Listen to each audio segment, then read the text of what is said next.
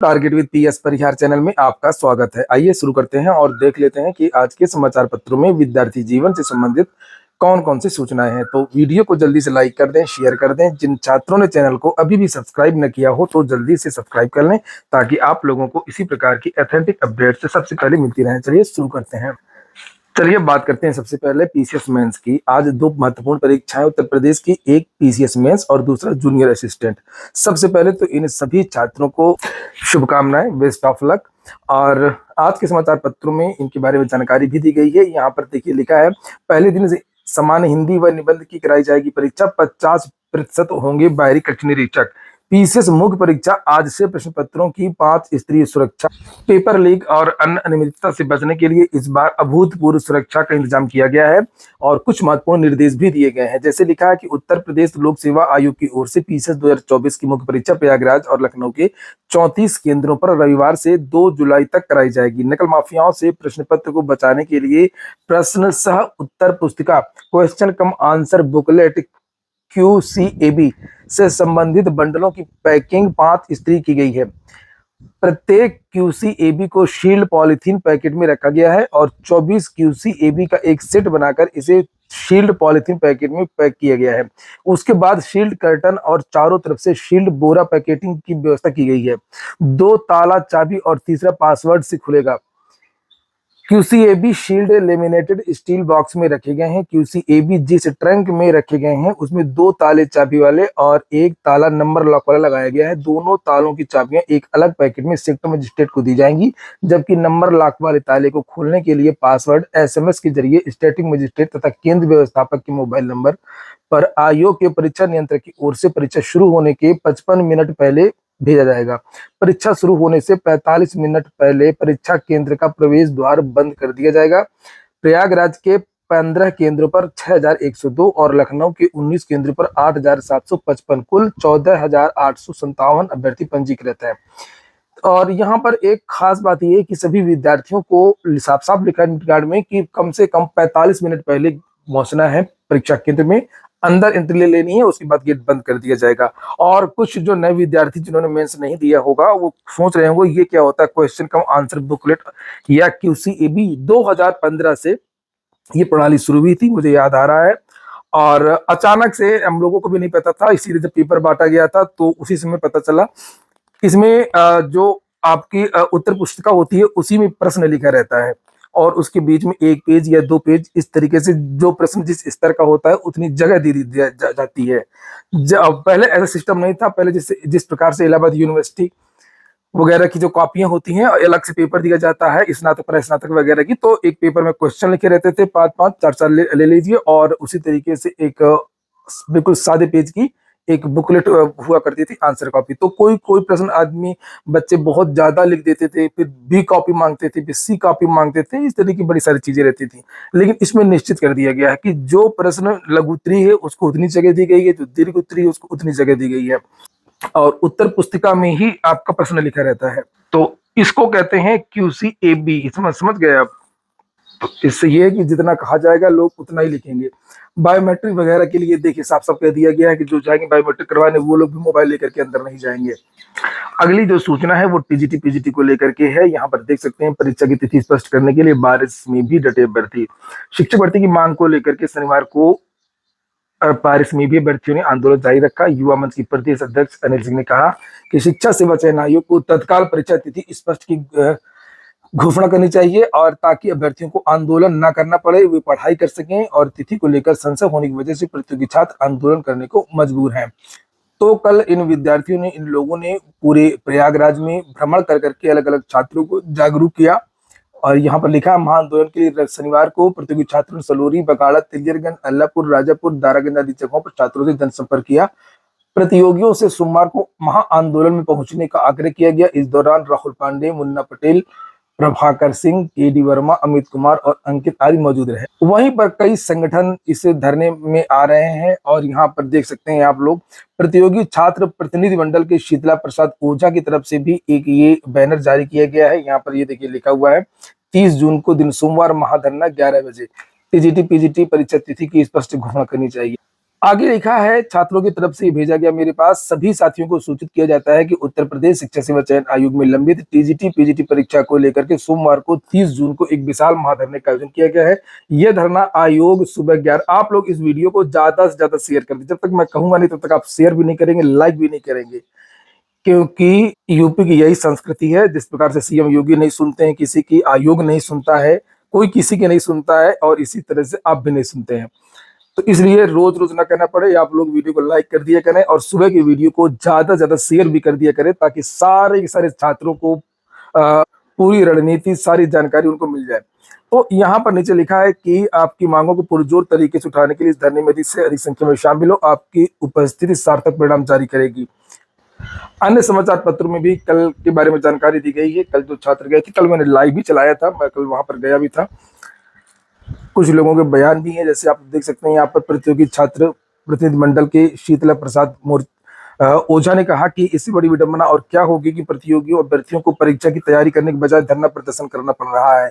युवा मंच के प्रदेश अध्यक्ष अनिल सिंह का कहना है कि नई भर्ती के लिए विज्ञापन तो दूर, शिक्षा सेवा चयन आयोग 3 साल पुराने विज्ञापन के आवेदनों के क्रम में परीक्षा भी नहीं करा पा रहा है। मजे तो बिहारियों के हैं, आप देख सकते हैं यहाँ पर लिखा है कि राज्य में 42,609 सिपाहियों की बहाली जल्द होगी और 21,391 को नियुक्ति पत्र दे दिया और दूसरी भर्ती की घोषणा कर दी। छोटा राज्य उत्तर प्रदेश से लगभग आधा राज्य है। लिखा बिहार में 42,609 सिपाहियों की बहाली शीघ्र होगी, इसकी प्रक्रिया शुरू हो गई है। यह घोषणा मुख्यमंत्री नीतीश कुमार ने की है। उन्होंने कहा कि इनमें से 19,838 पदों पर बहाली की लिखित परीक्षा अगले ही महीने जुलाई में हो रही है। इसके बाद बचे हुए 22,771 पदों पर भी बहाली का काम तेजी से होगा। वे शनिवार को सम्राट अशोक कन्वेंशन केंद्र स्थित बापू सभागार में नवचयनित 21,391 पुलिस कर्मियों को नियुक्ति पत्र प्रदान करने के बाद समारोह को संबोधित कर रहे थे। और नीचे देख सकते हैं लिखा है कि बिहार में पुलिस की संख्या अब 2,29,000 होगी। अगली सूचना है हाईकोर्ट की वैकेंसी की। राजस्थान हाईकोर्ट से एक बड़ी वैकेंसी आई है चपरासियों की। 5,670 पदों पर यह भर्ती है और इसकी लास्ट डेट 26 जुलाई है। 18 से 40 के बीच के जो युवा हैं वो आवेदन कर सकते हैं। ये उसकी वेबसाइट है hcraj.nic.in। ये वहाँ का नोटिफिकेशन है। अगर आपको ये नोटिफिकेशन चाहिए तो आप लोग मेरा टेलीग्राम चैनल ज्वाइन कर लीजिए, मैं वहां पर डाल दूंगा और आप लोग जाकर के इसे देख सकते हैं, इसका अध्ययन कर सकते हैं। 18 से 40 के बीच के युवा इसमें आवेदन कर सकते हैं और इसमें शुरू में 2 साल मिलेगा 12,400 रुपए प्रति माह। उसके 2 साल के बाद फिर मिलेगा 17,700 से लेकर के 56,200 के बीच में। इसके लिए आवेदन की प्रक्रिया 27 तारीख से शुरू हो गई है। ये आप देखिए लिखा है हाई स्कूल पास सभी विद्यार्थी आवेदन कर सकते हैं और ये 26 जुलाई तक, 27 जून से 26 जुलाई इसकी लास्ट डेट है। इसमें योग्यता हाई स्कूल नहीं है और यूपी में तो 8 पास होता है, लेकिन यहाँ पर तो इंटरमीडिएट लिखा हुआ है, ये देख लीजिएगा, उसको सुधार लीजिएगा। लिखा माध्यमिक शिक्षा बोर्ड राजस्थान या सरकार द्वारा मान्यता प्राप्त किसी बोर्ड से सेकेंडरी और देवनागरी लिपि में लिखित हिंदी का व्यवहारिक ज्ञान है तो आप लोग आवेदन कर सकते हैं। सभी भारतीय नागरिक यहाँ पर आवेदन कर सकते हैं, ये देखिए आप लोग। और नेपाल के भी नागरिक लिखा हुआ है और भूटान का प्रजाजन हो। आयु के बारे में 18 से 40 की मैंने आपको पहले बताया और ओबीसी वगैरह एससी वगैरह को छूट भी दी गई। भर्ती की जो प्रक्रिया है उसमें एक लिखित परीक्षा है और इसमें भी इंटरव्यू है। लिखा 85 नंबर की आपकी लिखित परीक्षा होगी और 15 नंबर का इंटरव्यू होगा। लिखित परीक्षा 2 घंटे की होगी और इसमें क्या पूछा जाएगा ये आप देख लीजिए। सामान्य हिंदी, सामान्य अंग्रेजी और राजस्थानी संस्कृति और बोलियां।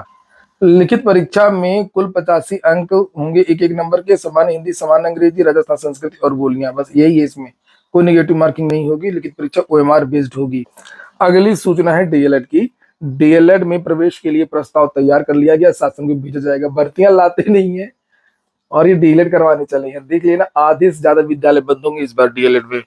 प्राथमिक शिक्षक और डीएलएड जो विद्यार्थी करना भी चाहते हैं तो मैं सभी को बता दूं, चाहे ऐसा नहीं है कि डीएलएड के बारे में, सभी के बारे में, चाहे डीएलएड हो, चाहे बीएड हो, चाहे कोई भी दूसरा कोर्स हो, अगर आप कर लेते हैं ना तो सबसे बड़ी समस्या आपके साथ में यही है कि आप फिर किसी दूसरी भर्ती की तैयारी नहीं करते हैं। मगर उत्तर प्रदेश में ऐसा है नहीं है, न बीएड की नियमित भर्तियां आती हैं और न डीएलएड की। इसलिए आप लोग दूसरी भर्तियों की भी तैयारी में ध्यान दिया करिए, चाहे वो रेलवे की भर्तियां हों, चाहे वो लोक सेवा आयोग की आरओ और बहुत सारी ऐसी भर्तियां आती हैं।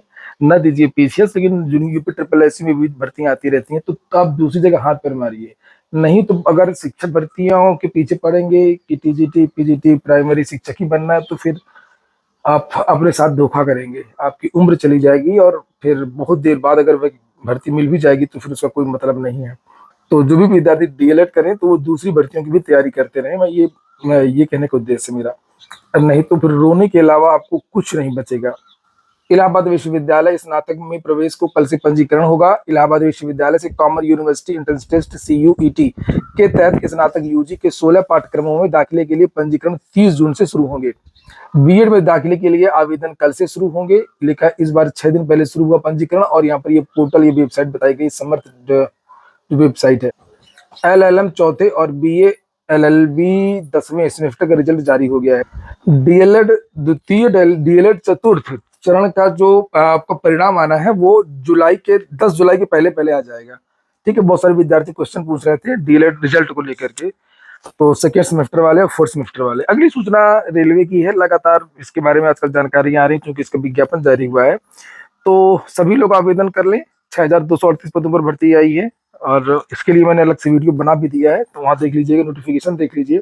और जब भी कोई भर्ती का विज्ञापन जारी हुआ करे तो ना तो लास्ट डेट में आप लोग आवेदन किया करिए और ना बिल्कुल शुरू में आवेदन किया करिए। आज ही विज्ञापन आया है और आज ही आवेदन कर दें। शुरू में आपको लग रहा होगा ऐसा क्यों कह रहे हैं, शुरू में इसलिए नहीं करना रहता है कि बहुत सारी चीजें, बहुत सारे बदलाव होते रहते हैं। कभी कभी नोटिफिकेशन में शुद्धि पत्र जारी होता है कि योग्यता में ये बदलाव कर दिया गया है। कुछ नए विद्यार्थियों की जानकारियां भी नहीं होती है, किस तरीके से आवेदन करना है, कौन कौन से डॉक्यूमेंट्स लगने हैं। तो ये बहुत सारी जानकारियां 1-2 दिन में मिल जाती हैं सोशल मीडिया के माध्यम से। बहुत सारे यूट्यूब चैनल हैं, वेबसाइट्स हैं, व्हाट्सएप ग्रुप है, टेलीग्राम चैनल है, वो चीजें क्लियर कर देते हैं और कि कहाँ सेंटर लेना है, कैसे क्या करना है। तो आपको पूरी जानकारी मिल जाएगी, तो त्रुटियां नहीं होंगी आवेदन करने में। और उसके 3-4 दिन बाद ही आप आवेदन देकर के खाली हो जाइए, क्योंकि लास्ट में कभी कभी वेबसाइट सर्वर वगैरह कुछ ना कुछ दिक्कतें आ जाती हैं। तो लास्ट डेट का इंतजार तो कभी किया ही मत करिए। आज के वीडियो में इतना ही। पूरा वीडियो सुनने के लिए बहुत बहुत धन्यवाद। चैनल को लाइक और सब्सक्राइब अवश्य कर लें।